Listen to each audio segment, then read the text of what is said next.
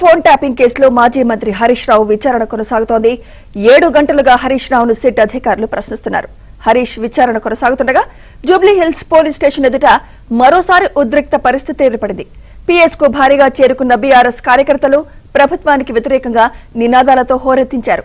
వారిని పోలీసులు అరెస్ట్ చేసి వాహనాల్లో తరలిస్తున్నారు.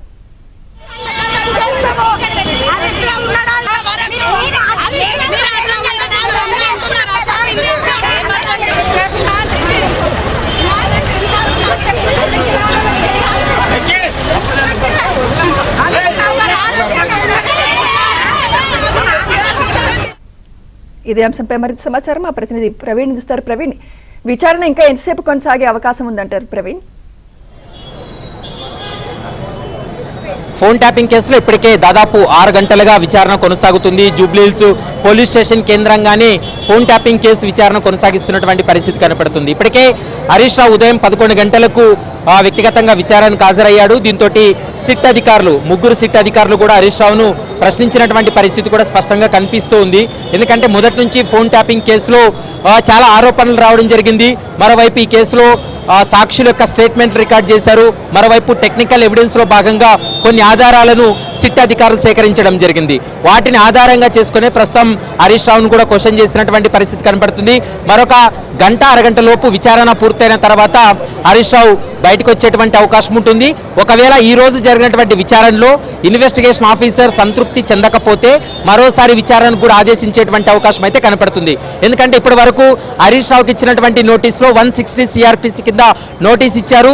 అతని సాక్షిగానే పరిగణలోకి తీసుకున్నట్టు ఆ నోటీసులో ఉంది. కానీ ఈ రోజు విచారణ తర్వాత ఏమైనా జరగవచ్చు. ఎందుకంటే ఈ కేసులో చాలా కీలక అంశాలు బయటపడాల్సినటువంటి అవసరం ఉంటుంది. మరోవైపు ఈ కేసులో మరోసారి విచారణకు పిలిచిన సమయంలో కూడా 41 సిఆర్పిసి కింద నోటీసులు ఇచ్చేటువంటి అవకాశాలు కూడా ఉన్నాయి. గతంలో మనం చూసాం, చాలా మందిని సాక్షులుగా పిలిచిన తర్వాత రెండోసారి మూడోసారి విచారణకు వచ్చినటువంటి సమయంలో వాళ్ళని నిందితులుగా కేసులో పెట్టి అరెస్టులు చేసి రిమాండ్కు తరలించినటువంటి సందర్భాలు కూడా మనం గతంలో కేసుల్లో చూసాం. కానీ ఈ కేసులో ఇప్పుడు హరీష్ రావుకు 160 సిఆర్పిసి కింద నోటీసులు ఇచ్చినప్పటికీ కూడా 5-6 అంశాలపైన ఎక్కువగా సిట్ అధికారులు విచారించినట్లు మనకు సమాచారం అందుతుంది. ఎందుకంటే 2023 ఎన్నికల సమయంలో దాదాపు ఒకే రోజే 600 మంది ఫోన్లు ట్యాప్ అయినట్లు సిట్ అధికారులు కొన్ని టెక్నికల్ ఎవిడెన్స్ సేకరించడం జరిగింది.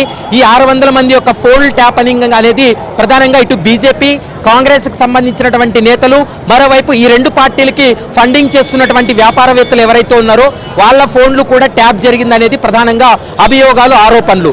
ఇందులో ఈ వ్యవహారంలో కీలకంగా వ్యవహరించినటువంటి ఎస్ఐబి మాజీ చీఫ్ ప్రభాకర్ రావు, అతని స్టేట్మెంటు, మరోవైపు ఒక మీడియా సంస్థ యజమానిగా ఉన్నటువంటి శ్రవణ్ రావు, వీరిద్దరి యొక్క స్టేట్మెంట్ ఆధారంగా చేసుకొని ప్రస్తుతం హరీష్ రావును కూడా క్వశ్చన్ చేసినటువంటి పరిస్థితి ఉంది.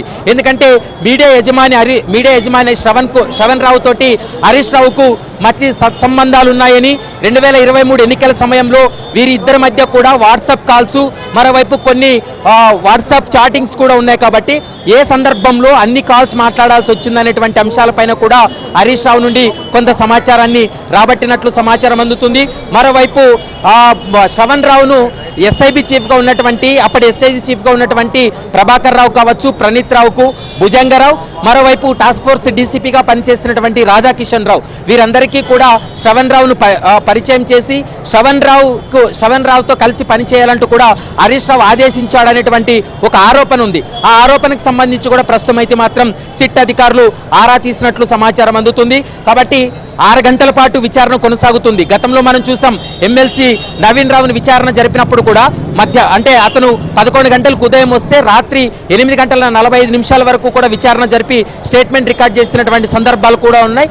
ఆ సందర్భంలో కూడా 160 సిఆర్పిసి కిందనే నోటీసులు ఇచ్చినటువంటి పరిస్థితి. ప్రస్తుతం హరీష్ రావును కూడా ఉదయం 11 గంటలకు సిట్ కార్యాలయం ముందు విచారణకు హాజరయ్యారు. ఇప్పుడు కూడా ఇంకా విచారణ కొనసాగుతుంది. మరొక గంట 2 గంటల సమయం ఇంకా విచారణ కొనసాగేటువంటి అవకాశాలు ఎక్కువగా కనపడుతున్నాయి. ఎక్కువ శాతం ఈ కేసులో అయితే మాత్రం హరీష్ రావును సాక్షిగా పెట్టబోతున్నారా, లేకుంటే ఇప్పటి వరకు ఈ కేసులో అరెస్ట్ అయ్యి జ్యుడిషియల్ రిమాండ్కి వెళ్ళి బెయిల్పై వచ్చినటువంటి నిందితులతోటి హరీష్ రావుకు ఉన్నటువంటి సంబంధాల, మరోవైపు ఎన్నికల సమయంలో కొన్ని ట్యాపింగ్ జరిగాయి. ముఖ్యంగా కాంగ్రెస్, బీజేపీకి సంబంధించినటువంటి నేతల ఫోన్లన్నీ కూడా ట్యాపింగ్ గురి అయ్యాయి. ఆ సమయంలో హరీష్ రావు మాట్లాడినటువంటి కాల్స్ ఏవైతే ఉన్నాయో ఆ కాల్స్ కి సంబంధించి కూడా కొంత సమాచారాన్ని వాంగ్మూలం రూపంలో రికార్డ్ చేసినట్లు సమాచారం అందుతుంది. మరికొద్దిసేపట్లోనే ఈ కేసులో విచారణ ముగించుకొని బయటకు వచ్చిన తర్వాత మీడియాతో మాట్లాడేటువంటి అవకాశం ఉంటుంది. ఉదయం నుంచి కూడా ఇటు బీఆర్ఎస్ కి సంబంధించినటువంటి శ్రేణులు, బీఆర్ఎస్ నాయకులు కూడా మనం చూస్తున్నాం జూబ్లీహిల్స్ పోలీస్ స్టేషన్ వద్ద పడిగాపులు కాస్తున్నారు. ఎందుకంటే ఈ కేసులో హరీష్ రావు లోపలికి వెళ్ళినప్పటి నుంచి ఇప్పటి వరకు కూడా మమ్మల్ని కూడా అంటే వాళ్ళ లీగల్ టీం, బీఆర్ఎస్ కి సంబంధించినటువంటి లీగల్ టీం ఎవరైతే ఉన్నారో వాళ్ళని కూడా లోపలికి అనుమతించాలనేది ప్రధానంగా పోలీసులతో వాళ్ళు వాగ్వాదానికి దిగినటువంటి పరిస్థితి. ప్రభుత్వానికి వ్యతిరేకంగా నినాదాలు చేస్తూ వాళ్ళు ప్రభుత్వానికి వ్యతిరేకంగా ఇక్కడ ఆందోళన కూడా కొంత చేసినటువంటి పరిస్థితి కూడా స్పష్టంగా కనిపిస్తూ ఉంది. మరి చూడాలి ఈ రోజు జరిగినటువంటి విచారణలో హరీష్ రావు ఎలాంటి స్టేట్మెంట్ ఇచ్చాడు, ముఖ్యంగా సిట్ అధికారుల నుండి హరీష్ రావు ఎదుర్కొన్నటువంటి ప్రశ్నలేంటి, అవసరం అనుకుంటే మరోసారి విచారణకు ఆదేశిస్తారా అనేది మాత్రం మరికొద్దిసేపట్లో క్లారిటీ వచ్చేటువంటి అవకాశం అయితే కనపడుతుంది. సుమిత్ర.